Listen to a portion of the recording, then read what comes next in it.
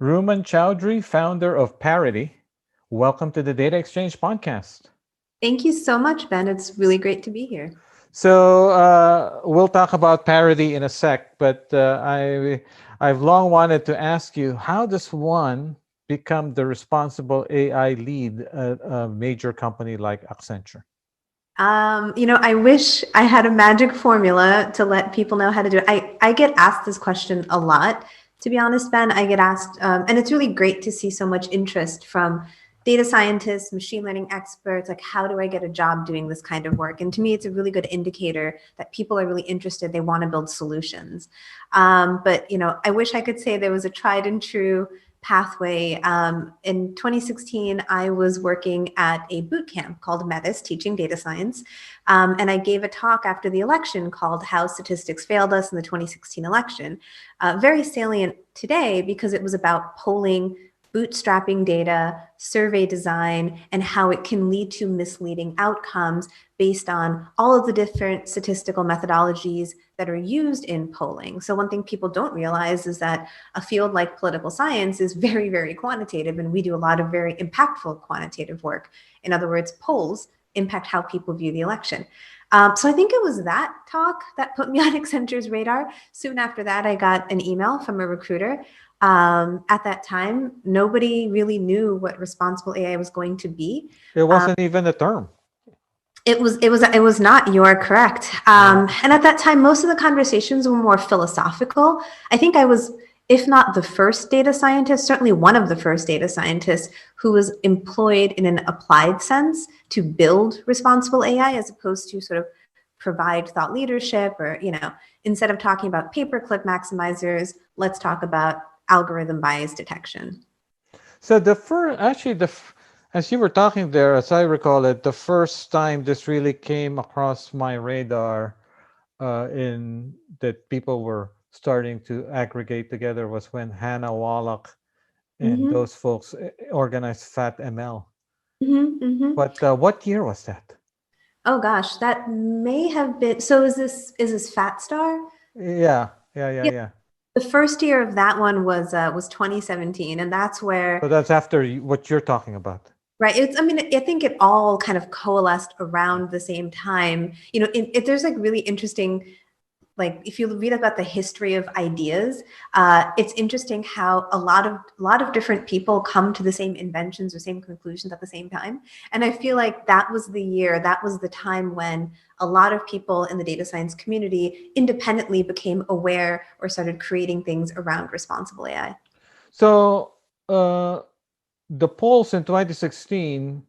So the issue there, it was mainly around they were not accurate and things like this, right? So along these lines. So it was an accuracy kind of question. So how did that end up? How did you end up in the responsible and ethics area? Right. Well, so I will say Zainab Tufekci has a really great article where she talks about essentially the same thing in the current election. And it's not a new problem. It's a fundamental problem of bootstrapping data. If we're going to get just very technical about what the issue is, bootstrapping data by definition is taking a small amount of data and amplifying it upwards. But if you are unaware of the potential sample biases you may have and don't correct for them, by design, you will actually have non-representative data that you will then go to try to make decisions about your population from, right? So this is just purely a statistical perspective.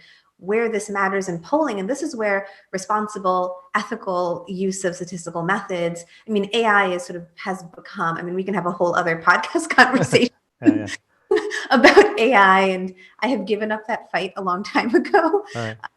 But just responsible use of statistics, data science, machine learning, AI, it's math, right? A lot of it is math, and we have to understand and appreciate the mathematical limitations of what we're building. So in my head, that's, so responsible AI or responsible technology is the intersection of the mathematical and programmatic limitations of the technology we are building and how it intersects with how this technology is used in society, right? So I can tell you mathematically and statistically, these are the issues with bootstrapping data.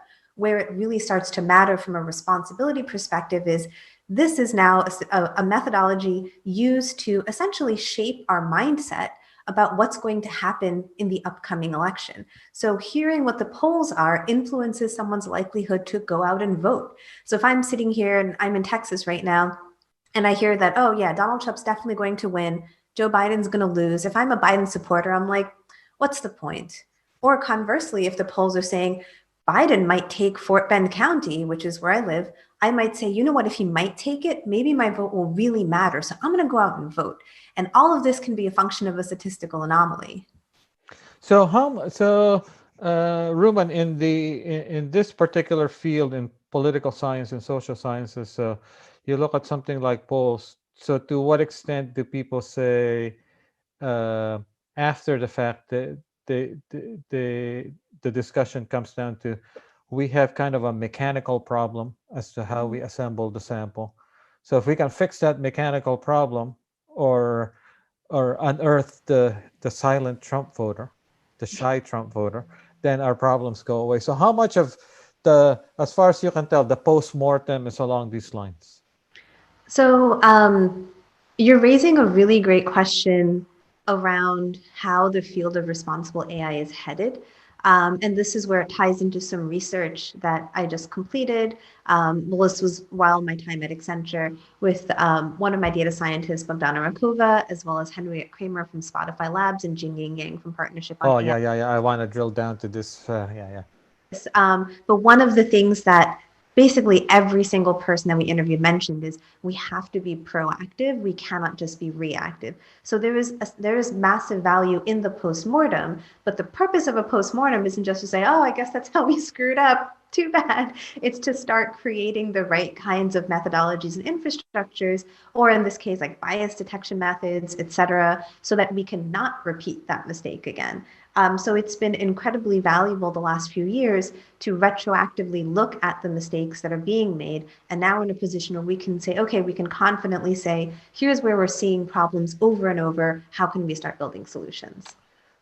So am I imagining things? But there's actually even a group of people that somewhat creepy suggestion of let's forget about polls altogether, stop calling people.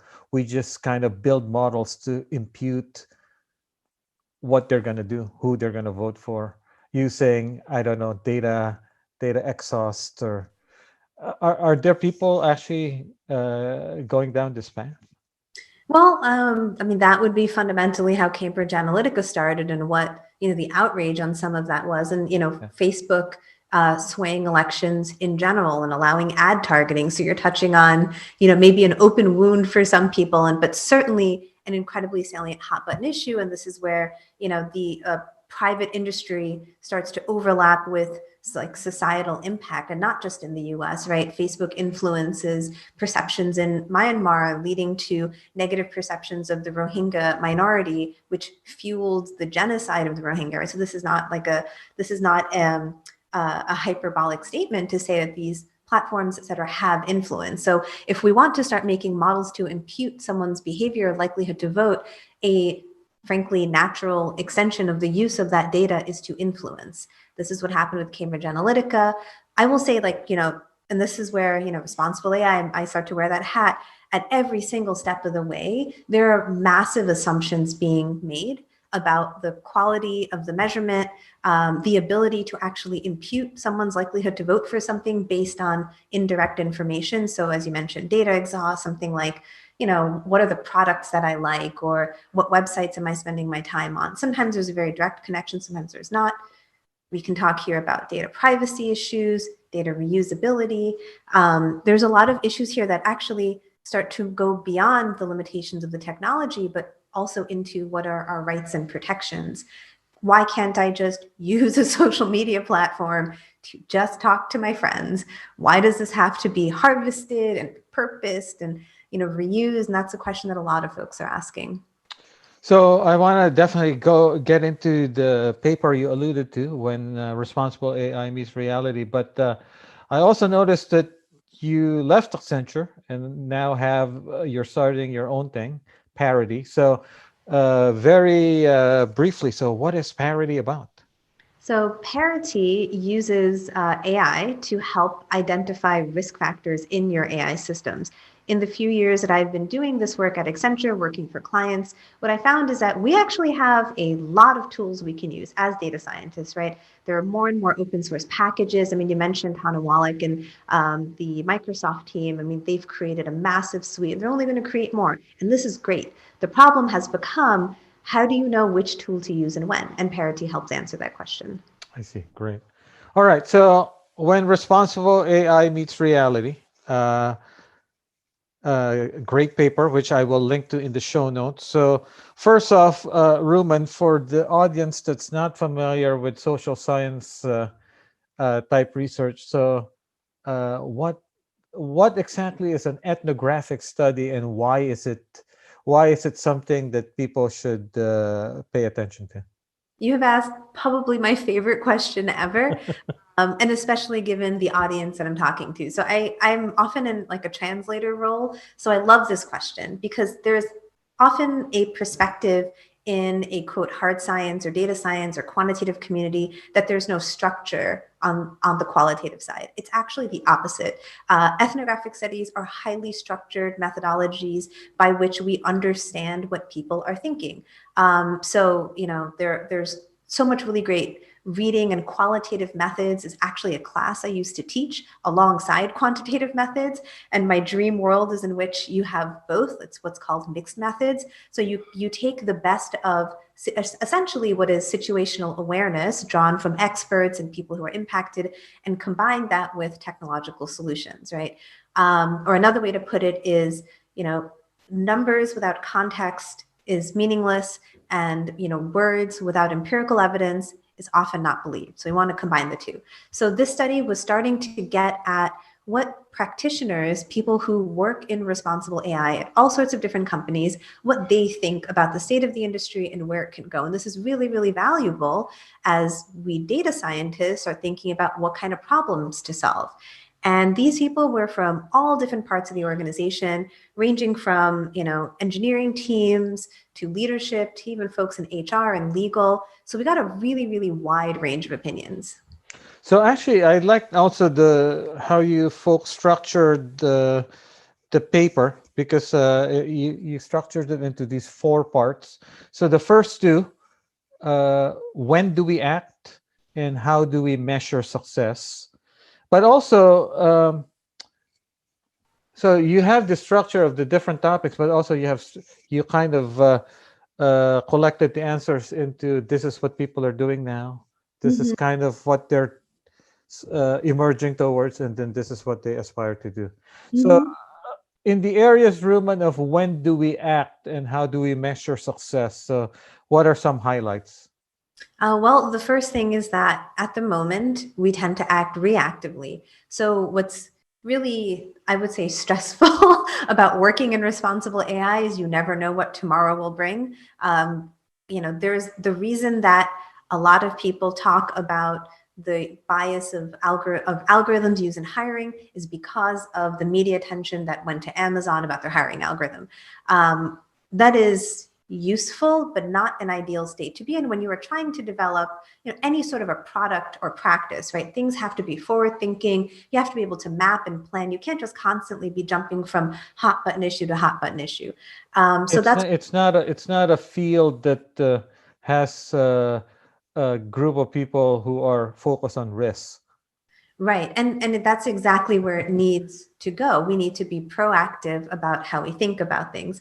And also what I'll say is it's hard to, if you're being pulled into, putting out fires every single week, then you're not really getting forward thinking work done. So what every single person pretty much expressed was that we need to start thinking ahead. We need to be proactive. And you're absolutely correct, Ben. This starts to fall more into risk detection, risk management, and there's a massive amount of information to learn from people who have been doing risk management for many years in some cases. And actually, the second topic you folks focus on goes directly to this issue, which is how do we measure success? And it Mm-hmm. seems like, at least currently, and this makes a lot of sense, right? So there's the tension between companies wanting to move quickly and move and deploy models, Mhm. and at the same time figuring out what the consequences are of doing just that, right? Exactly. So when we talk about companies moving from proof of concept to scaled AI, one of their big blockers is the unknown unknowns, right? Like, I don't know what sort of negative impact this may have, not just from a reputational perspective. Nobody wants to be on the cover of the New York Times, with fingers pointing at them, but also they worry a lot about legal and compliance. So for example, Facebook successfully got sued by Housing and Urban Development because their ad targeting platform enabled landlords to discriminate against potential Black and Hispanic renters. So they could just, when you do ad targeting, you can do it based on demographics. And they said not Black people, not Hispanic people, and that's actually illegal. Um, you know, I don't think that Facebook did that intentionally. It was just an ad targeting platform. But this is the kind, I've been using the term non-linear risk. So you have to think about the full spectrum of risk, and it's really difficult too. It's not an easy task at all. So one of the things that's uh, really heating up in this space, at least among the people who are building a lot of models, is ops, ML ops, and right. So by this I mean a series of tools and best practices for managing and deploying models in production. So people are talking about CI/CD for machine learning, experiment tracking, Mhm. but it seems like the responsible AI and fairness and all of these aspects are not quite part of ML ops yet. I think they will be, but it's just, I think this is how technology sometimes evolves, is that they just do the basics first, Yeah. but then they forget that the basics should include more than what they think.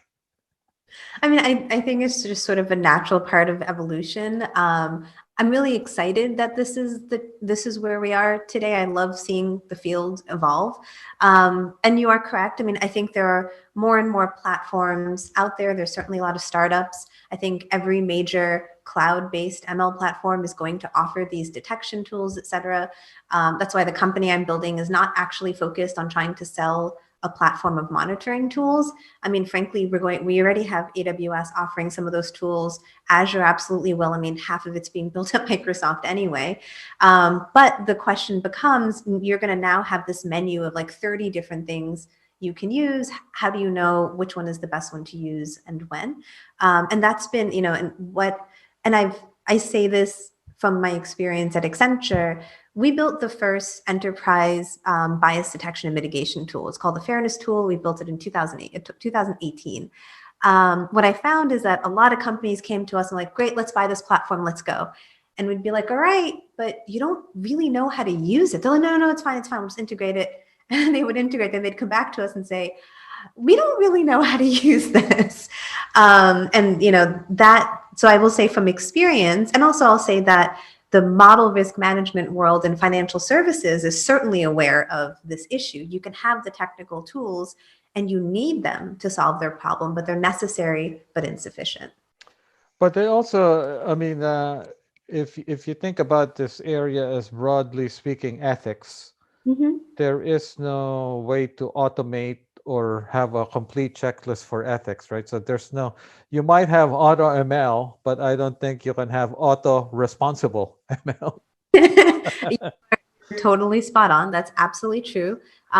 Certainly, I think this intersects very nicely with this whole human in the loop or human centric AI conversation. The usefulness of the human in this case is to provide the context of what is and is not fair. It's very interesting because they're kind of when people sort of go on autopilot and talk about automated responsible AI systems, like, oh yeah, gender, race, blah blah blah. And yes, those are protected classes, but like push the envelope a little bit more. Race, how? How are you defining race? Gender, does it have to be 50-50? Like what's our parameters here?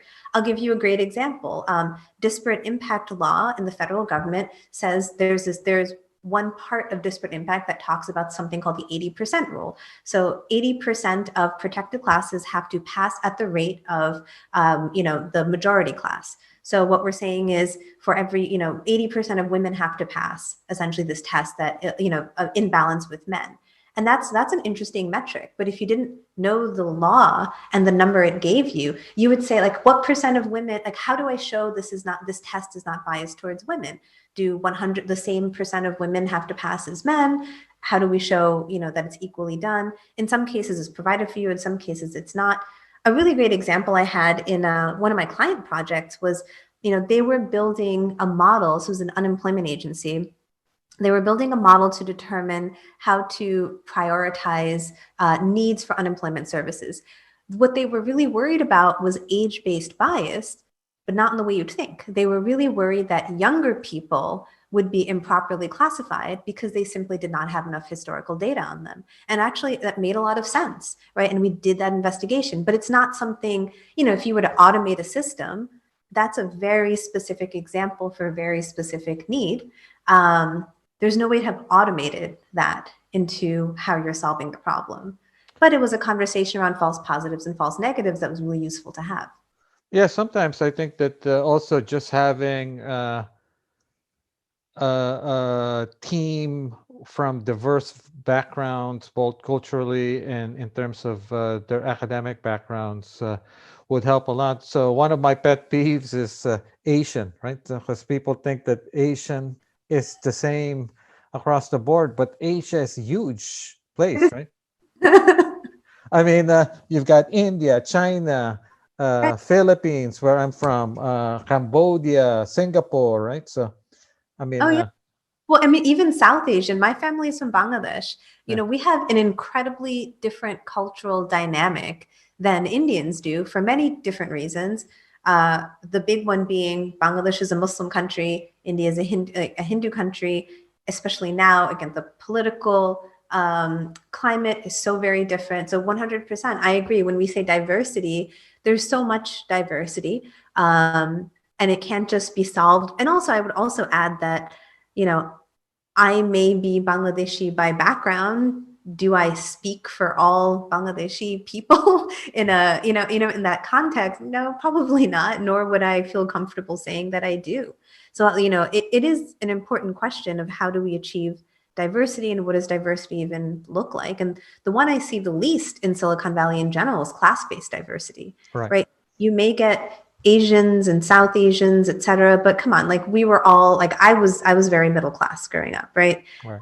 I certainly have people in my family who came over as immigrants. That's very, very different from someone who was born and raised in New York and went to good public schools like me, right? And I am what I'd say is actually here in Texas, I have more class-based diversity in my neighborhood than I ever had anywhere in the Bay, whether it was San Jose, living in the Mission, or living in Mission Bay, which was where I was before. Interesting. So, Ruman, one question based on your study, right? So, imagine I'm in a company where I'm one of those people where the pressure is on ROI. So, responsible AI kind of matters, become secondary. So, Mhm. what's your advice for me? How do I move my company towards taking these other aspects more seriously? Yes, and this is where we get into how you measure success, how you measure impact, things like that. So I like to draw on, and it's interesting. I like to draw on maybe one of the canonical books of startups called The Lean Startup, which, and if Eric, Eric you Ries. Yeah. it. Right. So what I loved and where I saw a connection with the work I was trying to do was this initial conversation he has about innovation metrics versus status quo metrics. And what I love is, I mean, and I'm paraphrasing him, but essentially, if you've built an innovative product, it doesn't always perform well based on status quo metrics, right? And that's essentially the definition of innovation. Because if I was successful by status quo, then I would not actually be an innovator. And this is where responsible AI is. And to get even more specific about models and how we talk about models is, I could write an entire book on this term accuracy and this obsession with R squared, which again, as a quantitative social scientist, I had never seen that before. And when I came to Silicon Valley in 2013, everyone's like R squared, R squared. I can guarantee you I would have been kicked out of class if I showed up with an R squared of 98%. Like they would have just told me you have no idea what you're doing mathematically. And I find it bizarre that people are really obsessed with this accuracy, right? So going back to your, what you're talking about with success metrics for companies, I think it's really interesting, and we're seeing more and more of a push to measure success. ROI is more than dollars, right? So thinking about so these are the things that came up in our study. Is number one, a lot of the metrics around responsible AI are about long-term impact. You can't quarter over quarter measure your impact on diversity. That's, you're talking about an entrenched issue that you don't like show, otherwise they're usually vanity metrics if you are. Number two is, this notion of accuracy or efficiency, et cetera, and, really thinking deeply about what that means in the context of what you've built.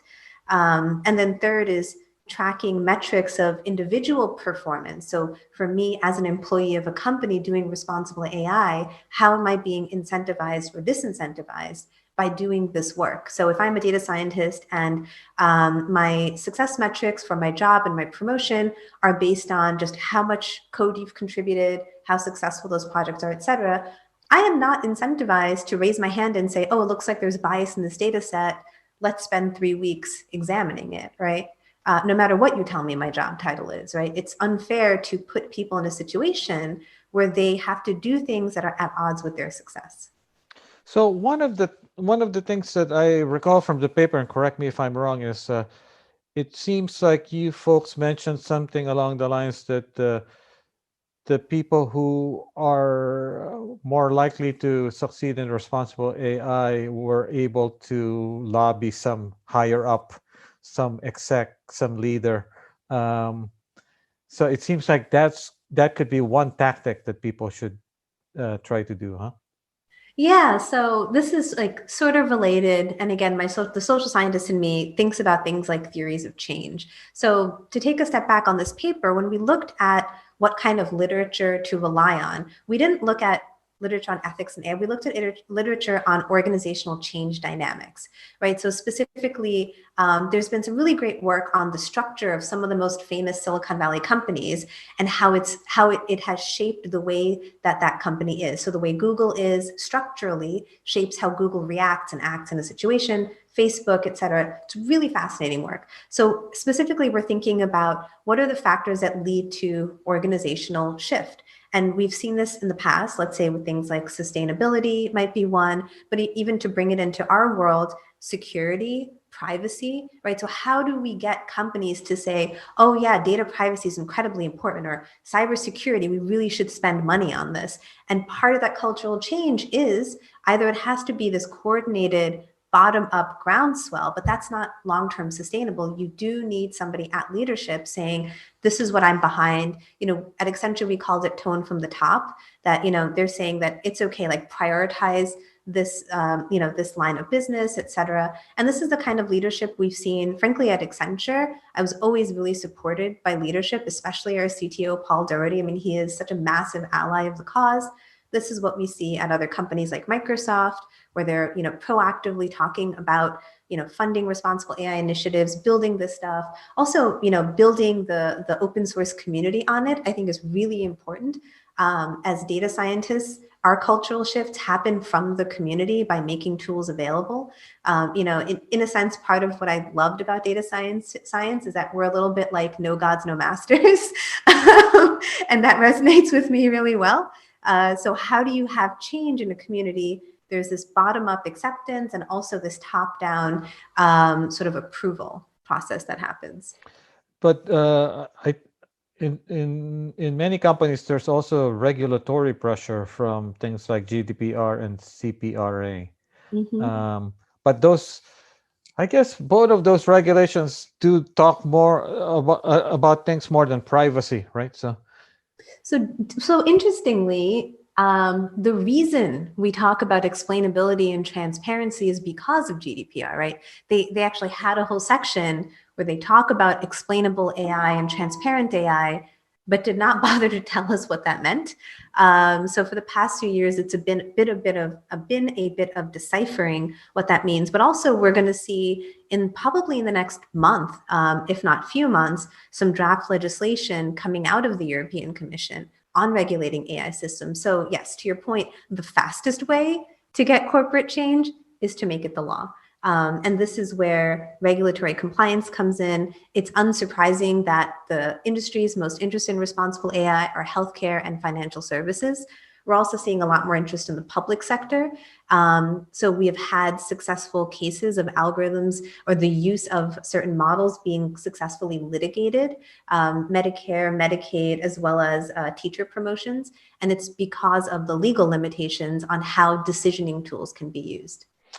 Yeah, it's interesting because if you look at the many aspects of what we're talking about here, when you look at the scientific maturity of them, I would say that privacy, probably you've got some solid techniques. Fairness, you've got some solid techniques. And then transparency, uh, like you said, a lot of people are talking about for regulatory reasons, but maybe there it's a little more wishy-washy because for one thing, so again here I think it's the engineers approach to transparency is to just have some mechanistic criteria, right? So certain models we consider transparent or explainable, certain models we don't.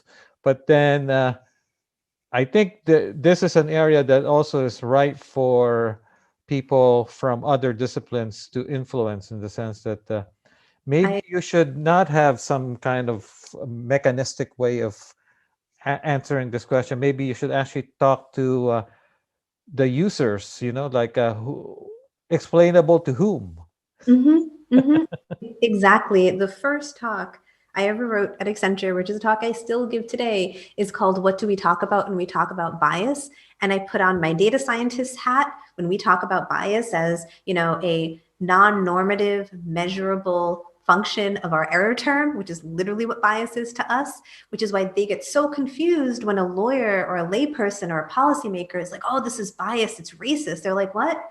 Bias just means this quantifiable value. So there is this like lost in translation moment, and vice versa. Someone's going to come and say, oh, random forest, totally transparent, totally explainable. It's like, yes, but you have 50,000 decision trees. Are you really going to tell me that that's explainable? But these conversations are what spurs things like Lyme, right? So, explainability in algorithms by understanding that, and I always loved the subtitle of Lyme, which was called Why Should I Trust You? Right. And I loved that framing because it's like, okay, so you're telling me this is explainable, but I can't really decipher what it's saying. Why should I trust you? It's our job to prove that our models are trustworthy, and that's where this whole field should be headed. By the way, your paper also closes with specific tactics that companies can take on, and one of them I like, which is being able to veto a machine learning system to begin with. Yes. I mean, one of the best and worst things to happen to responsible AI is that it became very popular. So every single day, there's some article written about, biases. There's some new guidelines. There's some new committee or group. And to be honest, the way I assess these things is to say, all right, what ability do you have to stop something from happening? Or are you just a nice to have informational, like you said, if your ROIs are simply about efficiency and revenue, then you're going to bring in responsible AI to make you look good from a marketing and PR perspective. But are you really willing to put your money where your mouth is and make the long-term investment? And again, I do think it's a false dichotomy that this comes at the expense of X. It's just a function of how we are measuring revenue, success, et cetera, which tends to be quarter over quarter, right? Very immediate. But yeah, it's definitely a conversation that I think folks are struggling with, and is in alignment with not just responsible AI, but what we're seeing in terms of how, the next generation of consumers and users, Gen Z, et cetera, want their companies to not just be compliant, but also do the right thing. So, Ruman, where are we in terms of training the next generation tech people? So, I know that more and more computer science departments have ethics classes and stuff. Um, there's more and more programs around data science. So, will there come a time when there will be a program that's around responsible tech? Oh man, so my every wish and every dream would be for there to be a subfield of data science called critical data science. And much like how folks who work in model risk management, quants and model risk management, are literally trained on the different methods to dissect and analyze their financial models, I want there to be a field of data science where data scientists are essentially taught how to interrogate models. Because the thing that I think non-data scientists don't realize is we're actually not fundamentally taught. We're taught to execute code, right? Well, data scientists who come from a pure computing background. For those of us who are statisticians, we are actually taught to, because we are taught to look at things like model robustness, blah, blah, blah. We're taught all these methods, but it's pretty rare. So your average data science program, which by the way, did not exist when I became a data scientist, right?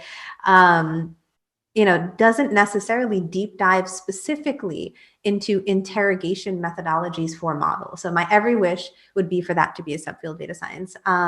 It's great that more and more CS programs are offering, these kinds of ethics courses. My worry is that sometimes these ethics courses are framed as philosophy courses and it's not applied. And I know this is my bias speaking, but I, as much as I love this field, would probably, if I was an undergrad, kind of check out during that class a little bit and say, oh, this is really intellectually interesting, but it's not going to help me get a job.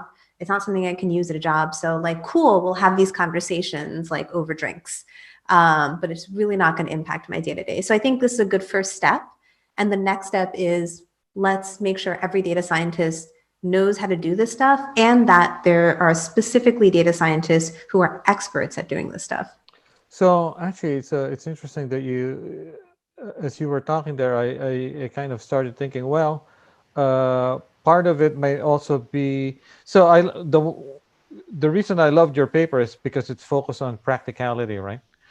But then on the other hand, if you do all, even if you teach your class based on your paper, which is very practical, what if the employers are not looking for, you know what I mean? So there's a demand side too, right? So agree. Well, and this is where you need proximity to leadership, you need yeah. tone from the top, right?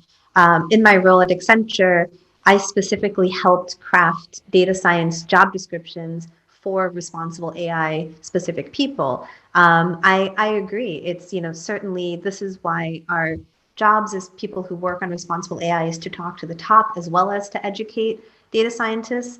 And what I will say that looks really positive is there are increasingly companies hiring in these kinds of roles. I will definitely say that every social media platform has been greatly expanding the number of people who do this work in an applied sense, in engineering, et cetera. So, and what they're finding is that there's a skills gap where they can't actually find the people they need. So, it is not the average data science job, but there is increasing demand. And frankly, my advice for a junior data scientist or someone who's looking to differentiate in their career is to start learning about responsible AI techniques. There is, no matter what you're interested in, whether it's the programming, the product development, the design, just simply solving cool math problems, like it's actually a really interesting field.